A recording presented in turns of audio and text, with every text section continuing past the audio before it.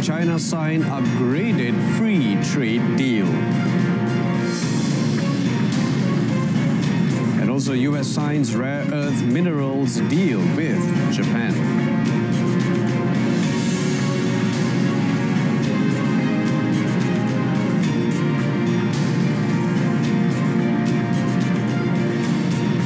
Good afternoon and salam Malaysia Madani. I'm Brendan Paul. Strengthening trade and investment cooperation while addressing key regional issues was at the forefront of discussions between Prime Minister Datuk Seri Anwar Ibrahim and Chinese Premier Li Qiang during their bilateral meeting this morning. Many times already your visit to Malaysia and my visit to China, and of course I appreciate your participation. A lot for Malaysia, a lot for ASEAN. I think we will focus on the bilateral issues today. It was understood that the 15-minute closed-door discussion touched on regional issues, with China expressing support for peace efforts regarding the Cambodia-Thailand border situation and the ongoing crisis in Myanmar.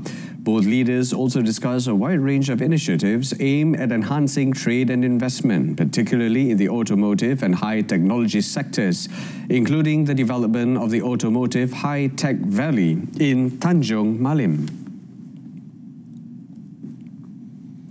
Malaysia and Russia have agreed to strengthen the economic sector of the two countries, thereby opening up opportunities for strategic cooperation in various new sectors. Now, the matter was discussed by Prime Minister Datuk Seri Anwar Ibrahim and Russia's Deputy Prime Minister Alexei Overchuk on the sidelines of the 47th ASEAN Summit. No, the trade agreement signed, we give some priority. We give some priority to Russia, we give some priority to China. We follow the principle of centrality. Very important is trade and investments. According to him, the discussion also focused on the potential expansion of flight routes from Russia to Malaysia to boost tourist arrivals.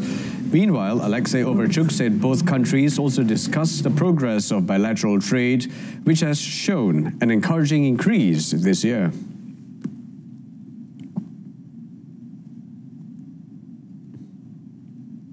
We've discussed collaboration in energy sectors, introduced our initiatives in developing logistic supply chains between the north and the south of Eurasia, and we've discussed other bilateral issues. He also noted that countries in the Asia-Pacific are now the main drivers of economic growth on the planet, adding the economic well-being of the world depends on dialogue between them. He also noted the potential for cooperation between BRICS and ASEAN, as both associations are based on the principle of mutual respect.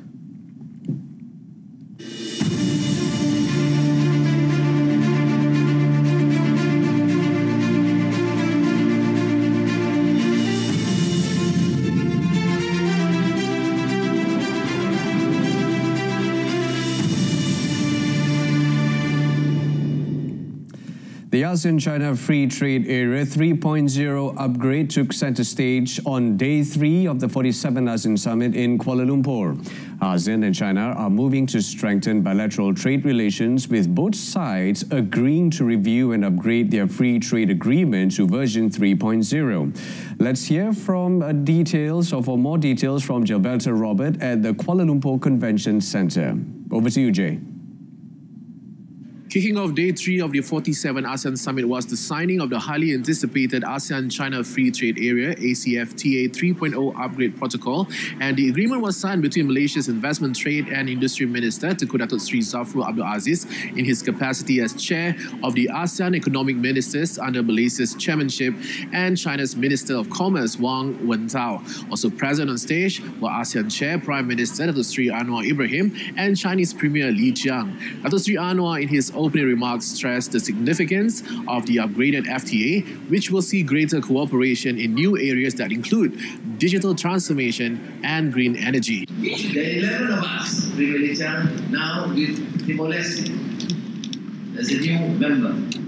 Complete uniformity of views is neither possible or nor desirable. But I believe this appreciation for China's consistent and constructive engagement is shared by all. Now we have seen and witnessed the ACFTA 3.0 upgrade protocol, which marks an important step in our economic cooperation. We also managed to get a quick reaction from Foreign Minister Datuk Seri Muhammad Hassan on the ACFTA 3.0 upgrade. Kita melihat tentang bagaimana kita dah menurunkan apa-apa jua halangan-halangan perdagangan di antara ASEAN dan China supaya tidak ada pertindihan-pertindihan. China has remained ASEAN's largest trading partner for several consecutive years, while ASEAN has also become China's top trading partner, with bilateral trade valued at $771 billion USD last year. Aside from China, the final day of the ASEAN summit today continued with dialogue sessions involving New Zealand and Australia. The handover ceremony of the ASEAN chairmanship to the Philippines will be held later in the afternoon. Reporting from the Kuala Lumpur Convention Centre, this is Jabata Robert. Back to Wangkasapuri. Thank you, Jay. You have a good one. Now, Prime Minister Datuk Seri Anwar Ibrahim and wife Datuk Seri Dr. Wan Aziza Wan Ismail last night hosted a gala dinner in honour of ASEAN leaders and their spouses. The event celebrated friendship, unity and cultural diversity in conjunction with the 47th ASEAN Summit and related summits at the Kuala Lumpur Convention Centre. More than a formal diplomatic occasion, the event served as a platform for cultural diplomacy, reflecting the enduring spirit of inclusivity and solidarity that defines the ASEAN community. The evening also carried a moment of special significance for Brazilian President Luiz Inácio Lula da Silva, who was honoured with a simple yet heartfelt celebration marking his 80th birthday. The gala dinner showcased a spectacular lineup of performances by renowned Malaysian singers Dato' Sri Siti Nurhaliza, Dato' M. Nasir and Dayang Nur Faiza, themed around regional cultural diversity and shared identity.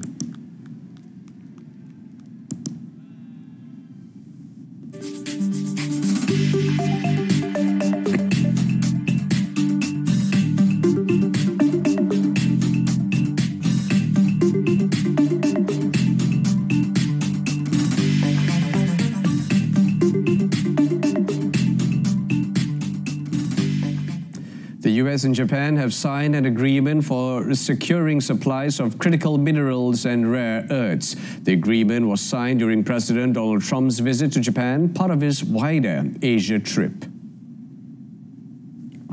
The White House said the objective of the deal is to assist both countries in achieving resilience and security of critical minerals and rare earths supply chains.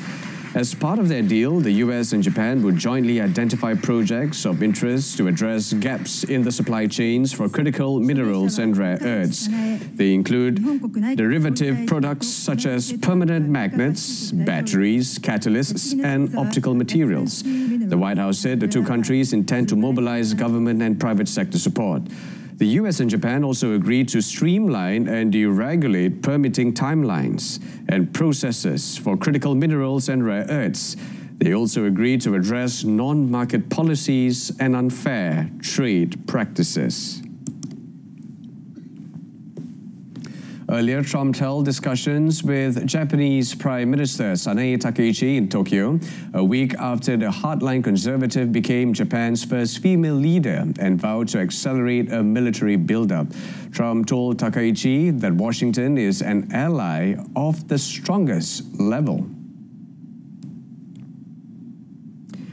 As the pair sat down for discussions with their delegations, Trump praised Japan's efforts to increase its military capacity and purchase more U.S. defense equipment. Takaichi, meanwhile, emphasized the nation's bond, saying she would like to realize a new golden age of the Japan-U.S. alliance, where both countries will become stronger and more prosperous. Japan is the second stop of Trump's Asian trip after Malaysia, where he attended the ASEAN summit. Trump will meet business leaders in Tokyo before traveling tomorrow to South Korea. In talks there with Chinese President Xi Jinping, Trump said he hopes to seal a trade deal between the world's two biggest economies.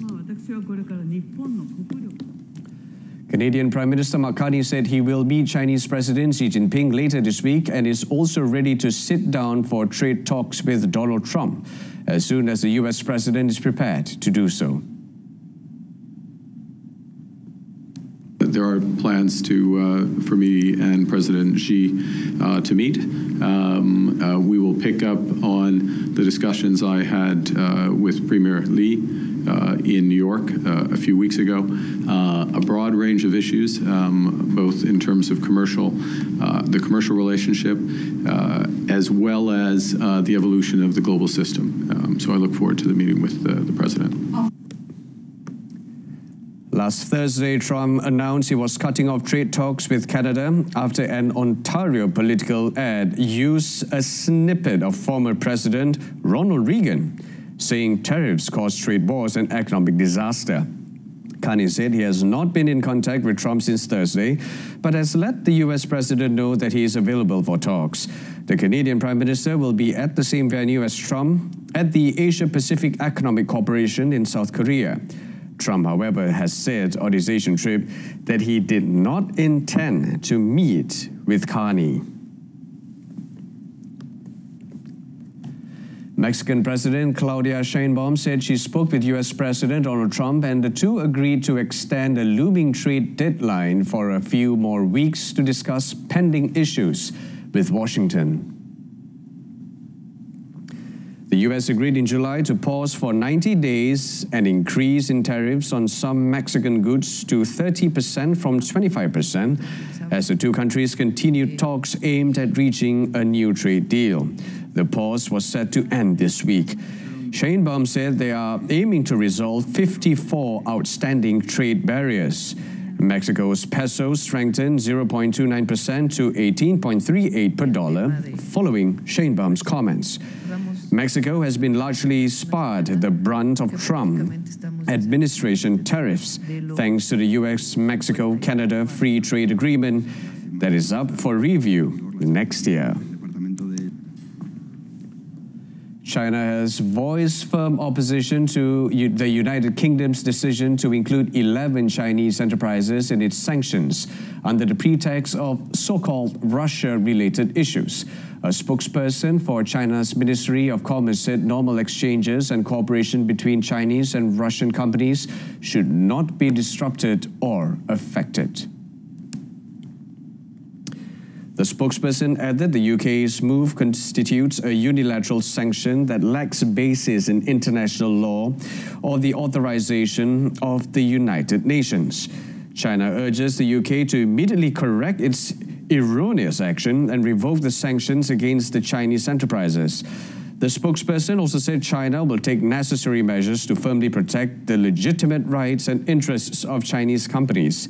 China stressed that it has strictly controlled exports of dual-use goods, and normal cooperation between Chinese and Russian firms should not be interfered with.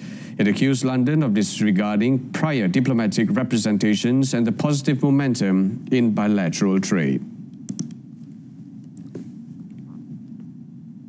Australia's competition regulator has sued Microsoft, accusing it of misleading millions of customers into paying higher prices for its Microsoft 365 software after bundling it with artificial intelligence tool Copilot.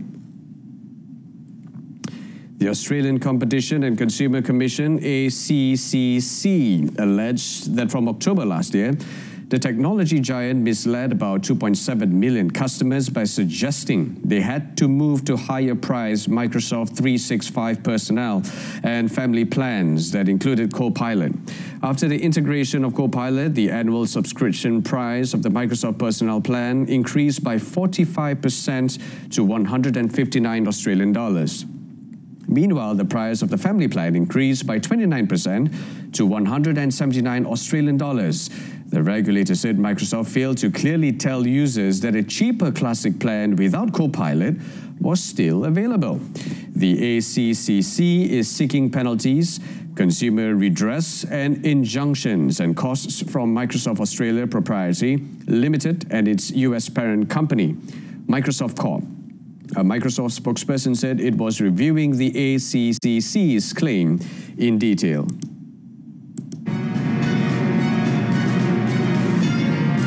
Still ahead, Turkey signs multi-billion-dollar deal with Britain for Eurofighter jets. Stay with us.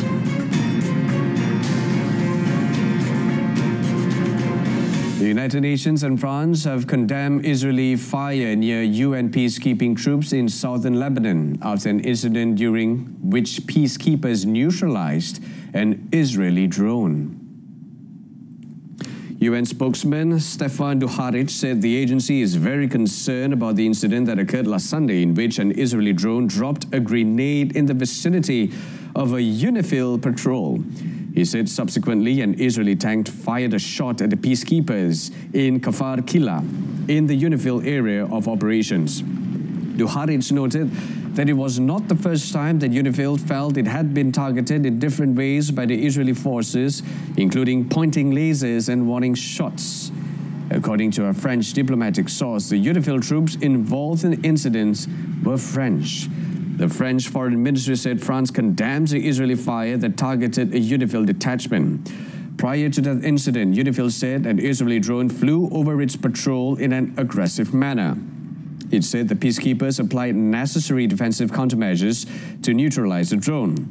The incident shows disregard for safety and security of the peacekeepers implementing Security Council mandated tasks in southern Lebanon.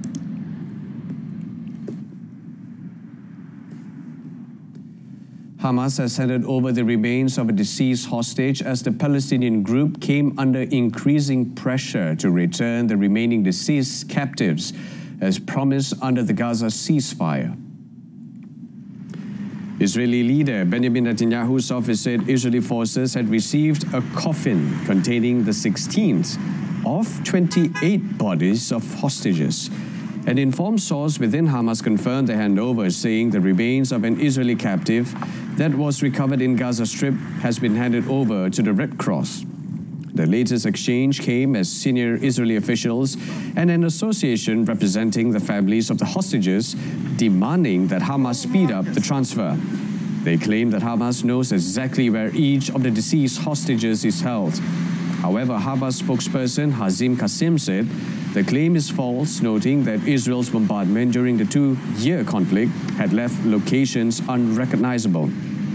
He affirmed the group's commitment to completing the first phase of the ceasefire agreement to prevent the occupation from finding any pretext to renew military actions. Hamas insists it is trying to return all the remaining bodies, but the search has been hampered by the destruction wrought by Israel during the war.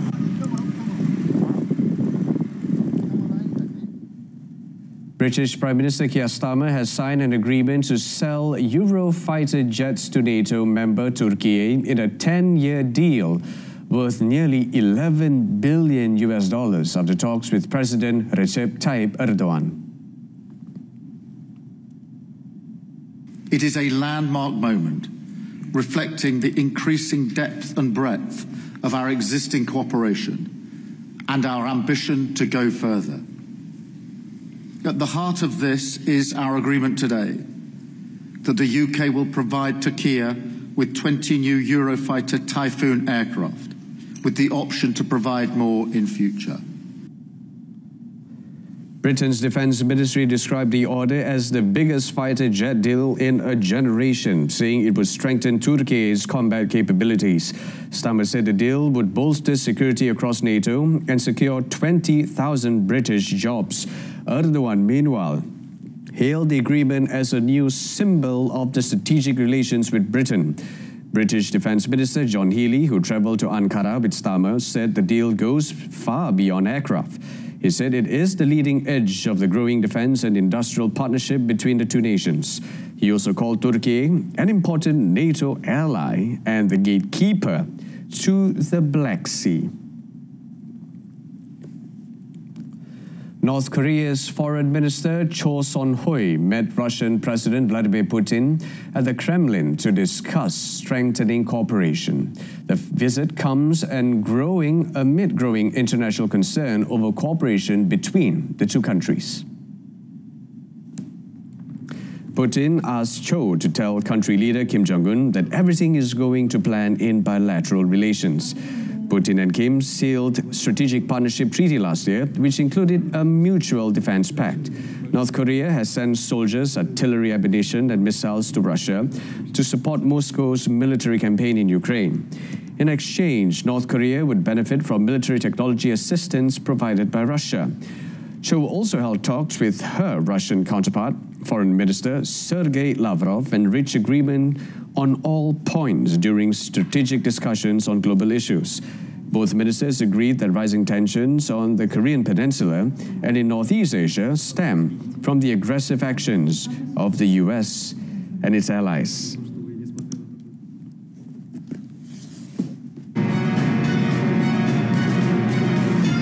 Next up in sports, struggling Juventus sack coach Tudor. Stay with us.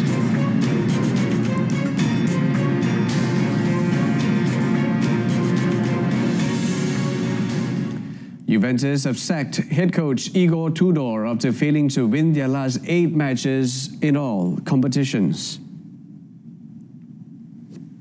The Serie A club said Massimo Brambilla, head coach of the reserve team, will temporarily take over as the first-team manager. Croatian Tudor, who replaced Thiago Motta in March, was the first foreign manager appointed by Juventus since Didier Deschamps in 2006-2007. Former centre-back Tudor spent nearly a decade of his playing career at Juventus, during which they won Serie A twice and reached the final of the Champions League. Tudor guided Juventus to a 4th-place finish in Serie A last season and secured qualification for the Champions League. But the club's form took a downturn last month after winning their first 3 league games as they drew 5 successive matches in all competitions before slumping to 3 losses in a week to Como, Real Madrid and Lazio. Juventus, who host Udinese on Thursday morning, have failed to secure in their last 4 matches and sit 8th in the Serie A standings, 6 points behind leaders Napoli. They are also 25th out of 36 teams in the Champions League standings after drawing 2 and losing 1 of their first 3 games.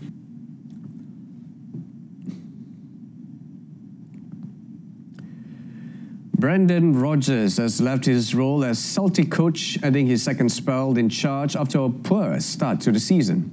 Their former boss, Martin O'Neill, has been appointed as their interim manager. Celtic said Rodgers had tendered his resignation, which was accepted by the club. They noted that Rodgers will leave his role with immediate effect. The club further said Rodgers leaves Celtic with their thanks for the role he had played during a period of continued success for the club, and they wish him further success in the future. Rodgers' exit comes after mounting pressure over results, including a shock Champions League qualifying defeat by Kazakhstan Kairat Almaty in August and a league loss at Hearts last Sunday that left Celtic trailing in the title race. It marked the champions' second consecutive league defeat, keeping them second with 17 points, 8 behind leaders Hearts. Rodgers returned to Celtic Park in 2023 for his second stint, guiding the Glasgow side to back-to-back league titles. The 52-year-old had also steered Celtic to domestic troubles during his first spell in 2017 and 2018. Al-Ahly eased into the Kings Cup quarterfinals following a commanding 3-0 win away to Al-Batin. Al-Ahly, en route to the quarterfinals, showcased some really good plays from their main players. The 8-time champions who last lifted the trophy in 2016 went into the break 1-0 up following an own goal from Turki Al-Jalfan. Second-half strikes from Feras Al-Brikan and Ivan Toney then sealed the victory for the visitors. Napoli midfielder Kevin De Bruyne faces an extended stint on the sidelines following a thigh injury suffered while converting a penalty during their home Serie A game against Inter Milan. The Belgian playmaker began experiencing discomfort in his right thigh after scoring the opening penalty in the 33rd minute last Saturday, leading to his substitution shortly afterward. Napoli confirmed that De Bruyne had sustained a high-grade lesion to the biceps femoris muscle in his right thigh. The club, however, did not provide an estimated timeline for his recovery. Napoli went on to claim a 3-1 win against Inter Milan, which returned the defending champions to the top of the league standings on goal difference, level with Roma. Since joining Napoli on a free transfer from Manchester City in June, De Bruyne has netted 4 goals in 8 league matches and has featured in 3 Champions League games.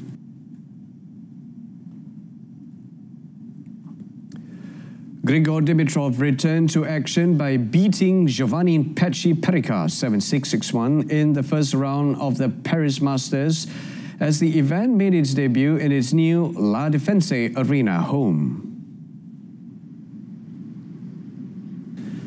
After being held for nearly 40 years at Paris's Bercy Arena, the tournament has moved across the city to set up shop in the cavernous multi-purpose arena. It was the scene of a triumphant comeback for former world number 3 Dimitrov as he played his first match since having to retire injured from his 4th round match at Wimbledon in July, when leading 2-0 against eventual champion Jannik Sinner.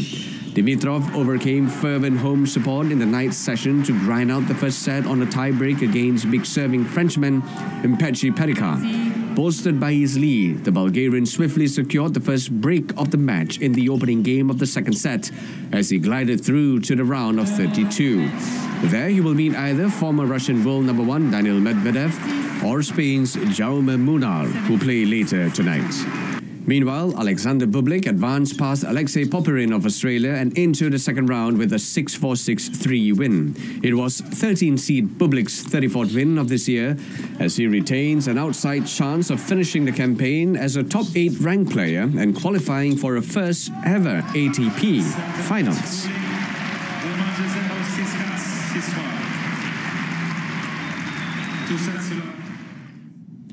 In another match, 12-seed Andrei Rublev has beaten Jacob Fernley in straight sets to advance to the second round of the ATP Masters 1000 in Paris.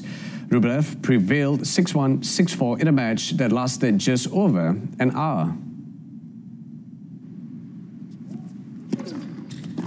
Rublev cruised through the opening set before pouncing on Fernley's serve at 4-5 to book his spot in the second round.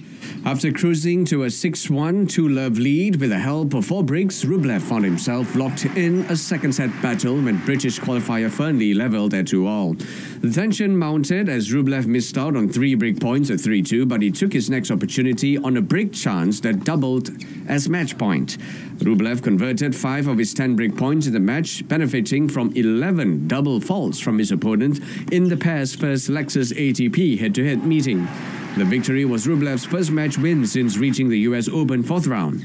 The 12th seed improved to 8-8 at the ATP Masters 1000 level this season after a 5-1 start, with recent quarterfinals showings in Toronto and Cincinnati. He will next face Lerner Tien, a 6-2, 7-6 winner, against Nuno Borges.